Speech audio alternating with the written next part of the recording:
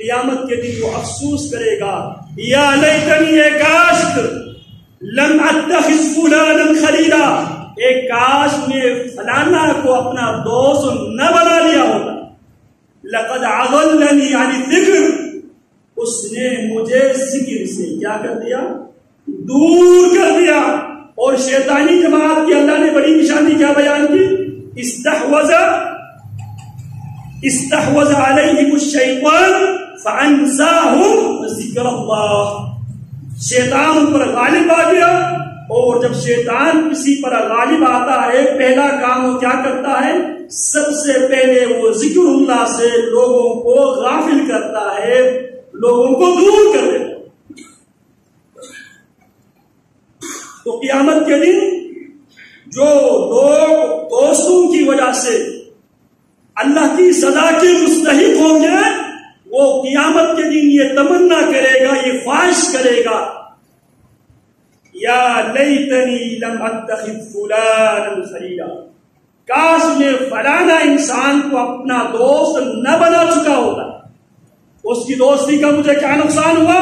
لقد اضلنی عن الذکر، اس نے مجھے ذکر سے، قرآن مجید سے، سنت رسول اللہ سے، اور قرآن و سنت کو سیکھنے سمجھنے کے لیے اللہ رب العالمین نے نماز کو فرض قرار دیا، تاکہ ہر نماز میں سنت کا خود مطالعہ کرے، قرآن کا خود علم پڑھے، اور تین نمازوں میں نیا سبق لے۔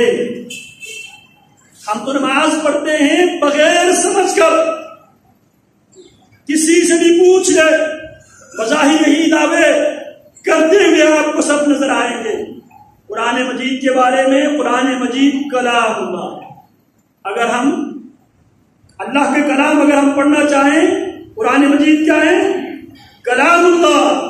اور اگر آپ اللہ سے بات کرنا چاہے، گفتگو کرنا چاہے، تو نماز میں ہم اللہ سے ہم کلام ہوتے ہیں، نہ ہمیں اللہ کی کلام کی کوئی سمجھ ہے، نہ ہمیں اپنے کلام کے کچھ سمجھ ہے جو ہم اللہ سے۔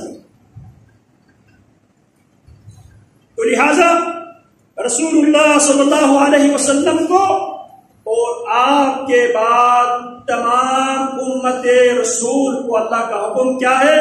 لا تجد قوما يؤمنون بالله واليوم الآخر يوادون من حاد الله ورسوله ولو كانوا آباءهم، اگر اللہ کی مخالفت کرنے والے، رسول کی مخالفت کرنے والے، ولو كانوا آباءهم، اگر اللہ کی مخالفت میں باپ کھڑے ہو، اگر اللہ کی مخالفت میں بیٹے کھڑے ہو، اگر اللہ کی مخالفت میں بھائی کھڑے ہو، او عشیرتہم، یا برادری کے لوگ اللہ کے مقابلے میں برادری کھڑی ہو، آپ ایمان باللہ اور ایمان بالیوم الآخرہ رکھنے والوں کو باپ سے، بیٹے سے، بھائی سے، بیوی سے اور قبیلے کے افراد سے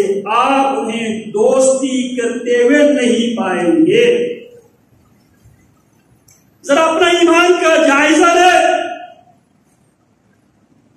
اگر ہمارے ایمان کے مقابلے میں، اللہ کے مقابلے میں، رسول اللہ کے مقابلے میں اگر ہمارے باپ کھڑے ہو جائیں، بیٹے کھڑے ہو جائیں، بیوی بچے کھڑے ہو جائیں، برادری کے لوگ کھڑے ہو جائیں، اللہ کیا فرماتے ہیں؟ ایمان بھی رکھتے ہو اور ان سے دوستی بھی کرتے ہو، آپ ان کو ایسے ہرگز نہیں پائیں۔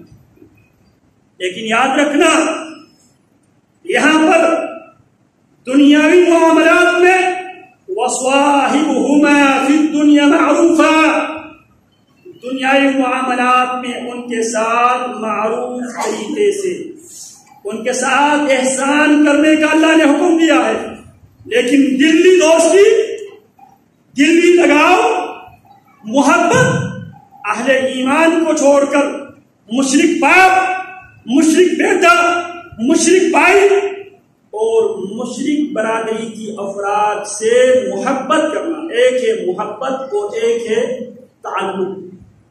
یہاں پہ لوگ ان دونوں باتوں کو مکس کر دیتے ہیں. ان دونوں باتوں کو، ایک ہے تعلق، دنیا داری کے بنیاد پہ تعلق قائم رکھنا، ایک ہے محبت. محبت یہ ہے اہل ایمان کے مقابلے میں ان کو بہتر سمجھنا، ان سے مسلمانوں کی راز و نیاز کی باتیں ان سے کرنا، یہ محبت ہے. اور ایک تعلق ہے، تعلق قائم رکھنا ہے، ان کو دعوت آپ میں دیتے رہنا ہے.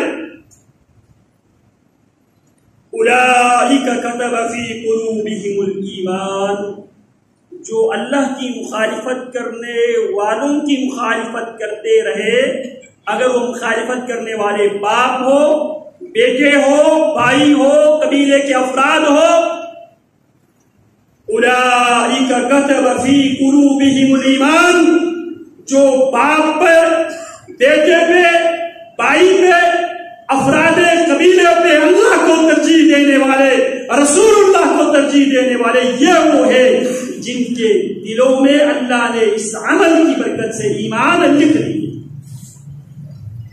وَأَيَّدَهُمْ بِرُوحٍ مِّنْهُ، جن کے دلوں پہ اللہ ایمان لکھ دیتا ہے تو اللہ ان کی مدد کرتا ہے. بِرُوحٍ مِّنْهُ، ایک روح کے ساتھ اللہ ان کی مدد کرتا ہے. یہ دنیا میں ہوا، آخرت میں ان کے لیے کیا ہے؟